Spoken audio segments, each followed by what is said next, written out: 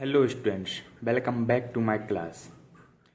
आज का हमारा टॉपिक है फ्यूचर परफेक्ट कंटिन्यूअस टेंस। इससे पहले हम प्रेजेंट परफेक्ट कंटिन्यूअस और पास्ट परफेक्ट कंटिन्यूअस टेंस पढ़ चुके हैं। यदि वो वीडियो आपने नहीं देखे हैं तो जाकर मैंने डिस्क्रिप्शन में लिंक दे दी है, जाकर वो ज़रूर देखें। आज हम पढ़ेंगे फ्यूचर परफेक्ट कंटिन्यूअस टेंस, जिसमें हम पढ़ेंगे उसकी पहचान, उसमें यूज़ होने वाली हेल्पिंग वर्ब, उसके स्ट्रक्चर्स और उसमें यूज़ होने वाली सेंटेंस। तो चलिए इस वीडियो को शुरू करते हैं। Future perfect continuous tense. सबसे पहले देखेंगे हम इसकी पहचान। क्रिया के साथ हिंदी वाक्य के अंत में रहा होगा, रही होगी, रहे होंगे प्लस समय आता है। या फिर इसकी दूसरी पहचान है ता रहा होगा, ती रही होगी या ते रहे होंगे। जैसे कुछ एग्जाम्पल समझते हैं। वह सुबह से नहा रहा होगा, तुम काम कर रहे होगे, तुम 3 दिन से पढ़ रहे होगे, राम नाच तो रहा होगा, शुभम 4 दिन से कॉलेज जा रहा होगा। अब देखेंगे इसमें यूज़ होने वाली हेल्पिंग वर्ब। इसमें 2 हेल्पिंग वर्ब का यूज़ किया जाता है, will have been and shall have been. जो विल हैव बीन हम ऑल सब्जेक्ट के साथ यूज़ करते हैं और शैल हैव बीन हम आई और वी के साथ यूज़ करते हैं। अब देखेंगे हम इसके स्ट्रक्चर्स। इनके स्ट्रक्चर में सबसे पहले हम देखेंगे अफर्मेटिव स्ट्रक्चर्स। अफर्मेटिव स्ट्रक्चर में सबसे पहले यूज़ करेंगे हम विल प्लस हमारी helping verb will oblique shall plus have been. यह हमारी हेल्पिंग वर्ब है। उसके बाद हम यूज़ करेंगे वर्ब का ING form plus object plus other word plus since oblique for plus time.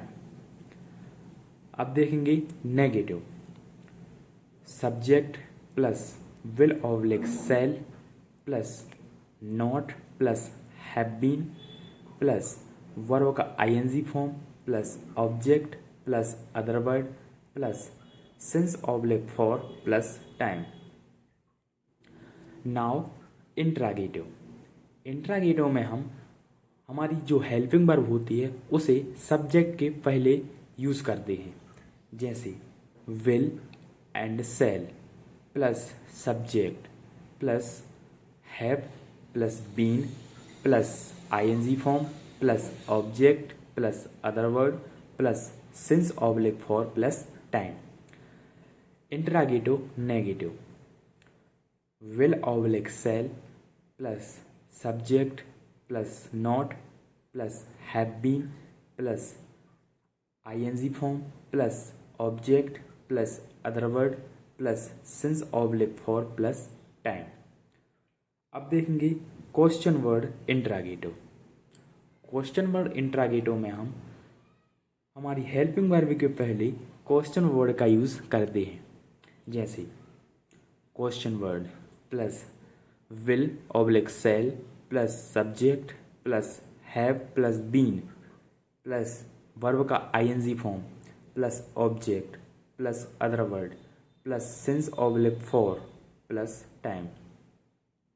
Now question word interrogative negative. सबसे पहले यूज करेंगे question word plus will oblique shall, हमारी ये helping verb plus subject subject plus not plus have plus been plus verb का ING form plus object plus other word plus since oblique for plus time. Now अब हम देखेंगे इनके कुछ examples. हमारा first example है वह सुबह से नहा रहा होगा। ही will have been bathing since morning। यहाँ पर हमने सिंस का यूज़ किया है क्योंकि यहाँ पर हम सुबह से यूज़ कर रहे हैं। वह सुबह से नहीं नहा रहा होगा। He will not have been bathing since morning. क्या वह सुबह से नहा रहा होगा। Will he have been bathing since morning. क्या वह सुबह से नहीं नहा रहा होगा। Will he not have been bathing since morning. वह सुबह से क्यों नहा रहा होगा। Why will he have been bathing since morning. वह सुबह से क्यों नहीं नहा रहा होगा। Why will he not have been bathing since morning. Next sentence है हमारा, राम नाच तो रहा होगा।